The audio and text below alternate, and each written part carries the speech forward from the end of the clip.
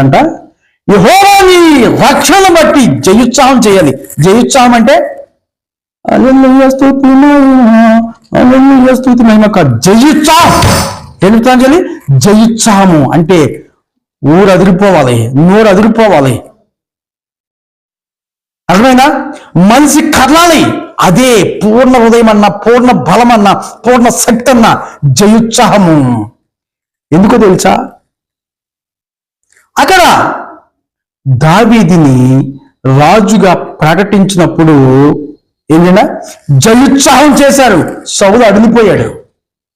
సొలొమోన్ని అంటే రాజుని చేసినప్పుడు కూడా వాళ్ళు జయోత్సాహం చేసుకుంటూ వచ్చారు.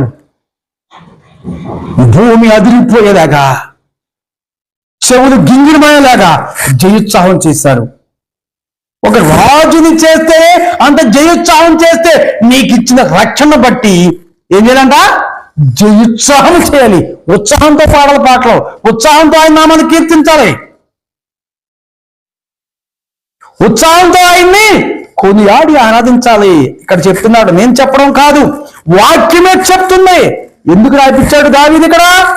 యెహోవా నీ రక్షణ నీకు ఇచ్చాడు, పాపంలో తప్పించాడు, నరకంలో తప్పించాడు, అప్పులు లేకుండా తప్పించాడు, కడుపు కాలిపోకుండా తప్పించాడు, నీకు ఒంటి నిండా వస్త్రం ఇచ్చాడు, ఒంటరిగా నీడిచ్చాడు, పండుకొని కంటి నిండా నిద్రపోవడానికి మంచం ఇచ్చాడు.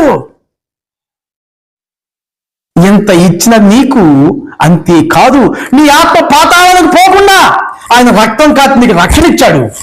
అందుకని ఆయన్ని జయోత్సాహంతో స్తుతించాలి. దేవుని స్తోత్రం కలుగును గాక. మామూలుగా కాదు.